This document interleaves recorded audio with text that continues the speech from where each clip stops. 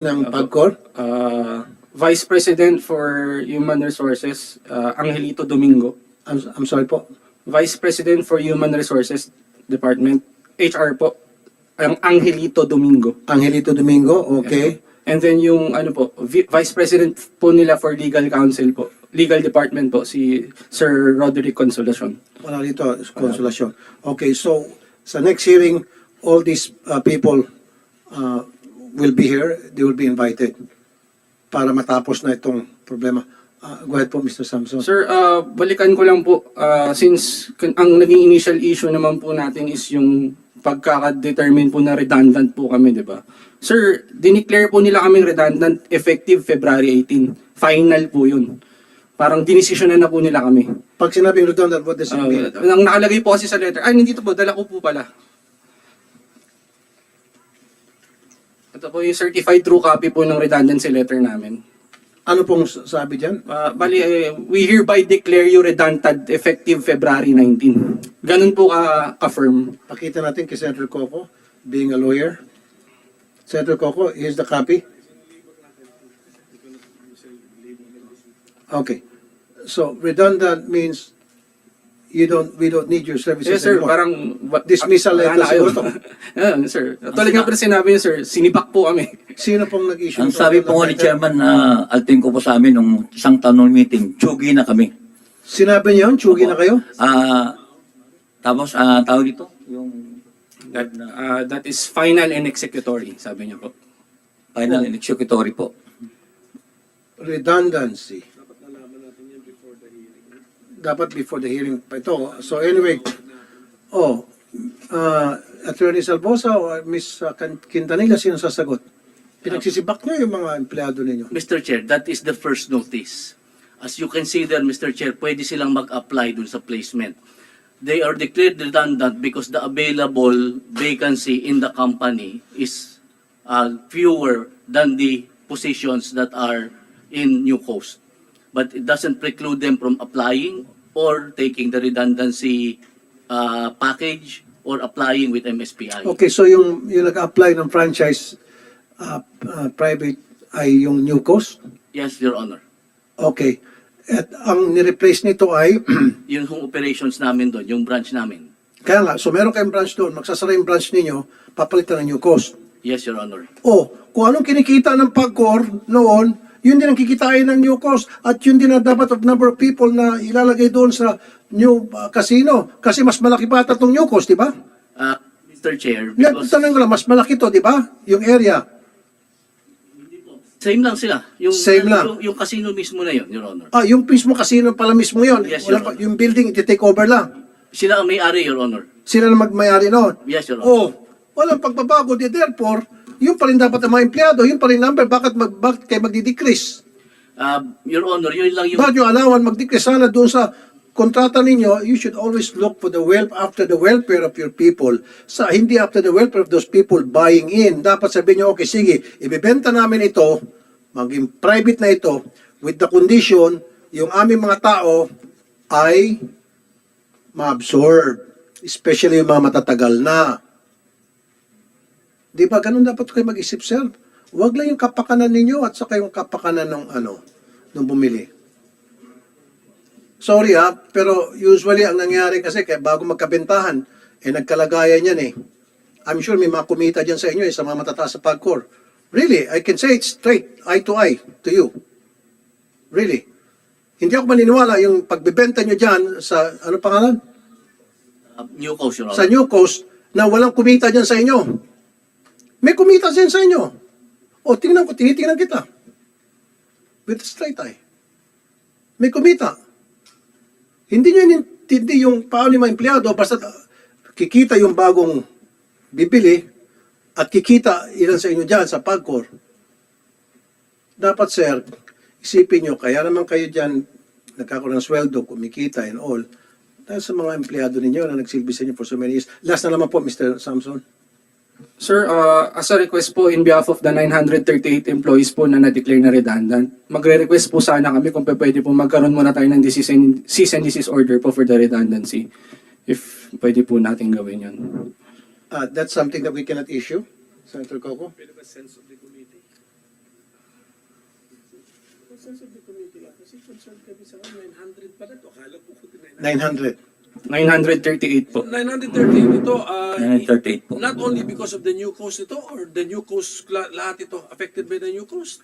Sir, lahat po yun is employees po yun ng PAGCOR na naka-assign po sa New Coast.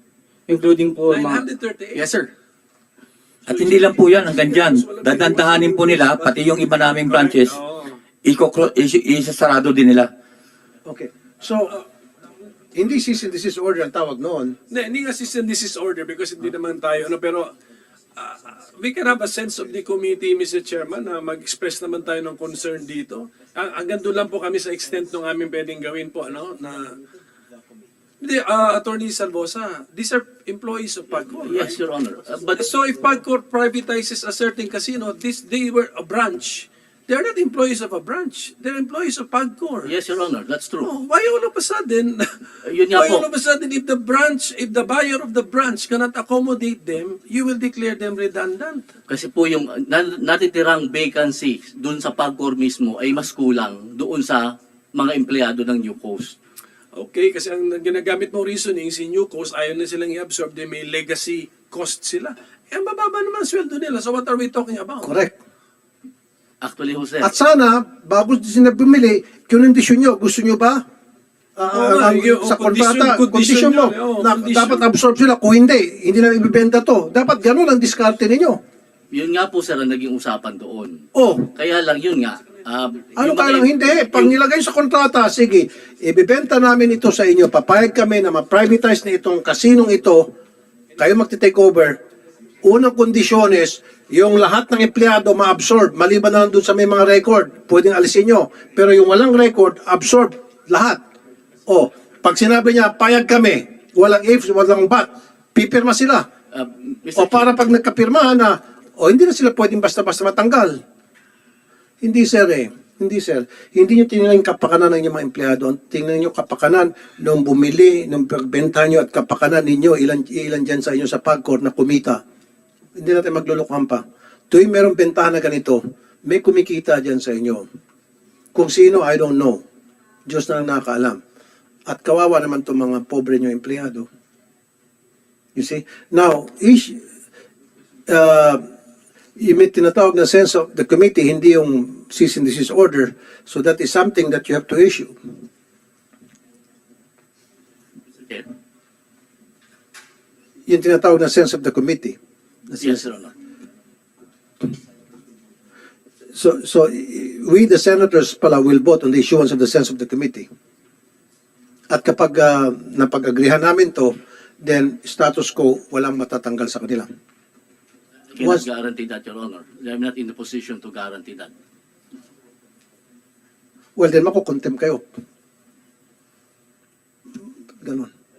I cannot answer for Kaya nga along nangyari dito kasi kabalastugan yung ginawa nyo Hindi nyo tinang kapakanan ng mga empleyado ninyo Sana bago kayo nakipag-enter into agreement with this company who's the owner of New Coast, International Entertainment Corporation po, Hong Kong based. International Entertainment Corporation. Entertainment Corporation. Sino may-ari? Si Sir Howard Ho po yata. Howard Ho? International Entertainment, ano po? Entertainment Corporation. Entertainment Corporation. Hong Kong based po. Hong Kong may may-ari si Howard Ho po yata, sir. sino nagdala sa Pilipinas? Of course, may representative sa Pilipinas siya. Yun nga, sir. Hindi po namin nakita sino po yung Filipino counterpart nila. I need the name of that person. Provide it to us. Okay. Sino yung Pilipino dito na partner nito? Sir, kasi ang naging problema nga po yun, hiningi po namin yung requirements such as the PL, the MOA, the contracts. Hiningi po namin yun during the town hall, pero hindi po nila binigay sa Kaya nga, amin. this Pwede ko time, bang basahin po itong ano? listen po. This time, Mr. Salvosa, The board Sandali po, sandali po. Ay, sorry. Gusto ko po i-provide nyo sa susunod na hearing yung pong MOA, yung contract ninyo with Entertainment Corporation. Of course, I need the names of these owners and then yung Filipino representative nila dito sa Pilipinas. Provide us with those documents. Yes, Mr. Chair. And magkano lahat nabentahan na ba o plano pa lang ibibenta? Hindi ko binibenta. Walang Okay, bentahan. anyway, plano pa lang. And we need to see the MOA. Meron palang MOA talaga, ibibenta na yan. Nagkaroon na ng MOA eh. Ihubenta, lisensya ho ang binigay sa kanila. Kaya nga, ang susunod na yan, mabibenta na. Binigyan niya ng lisensya eh. Why would you give a license to someone na wala kayong intensyon na bibigyan sila ng ng operations? Wala ho kaming ibibenta. Kanila ho yung property. Kaya nga, parang gano'n na, binenta nyo sa kanila yung sila lang mag-ooperate. Sila lang magti-take over sa inyo pag-ooperate. Kung magkano yung revenue na kinikita ng PAGCOR o that particular site, na casino na yan, sila na mapupunta sa kanila. Pareho lang yun. Pinaikot mo lang ako eh. Go ahead po, Mr. Alvarez. Hingi rin po ng board of directors na nag-meet sila at kung sino yung nagdesisyon na ibenta.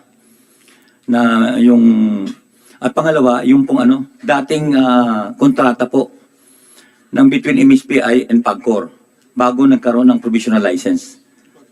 Importante po yung makikita natin. Ano po? S? Ha? MSPI po, Marina MSPI? Ano yan? Marina Sands Property Incorporated. Marina Spares po. Marina Squares Property Incorporated. Manila Square.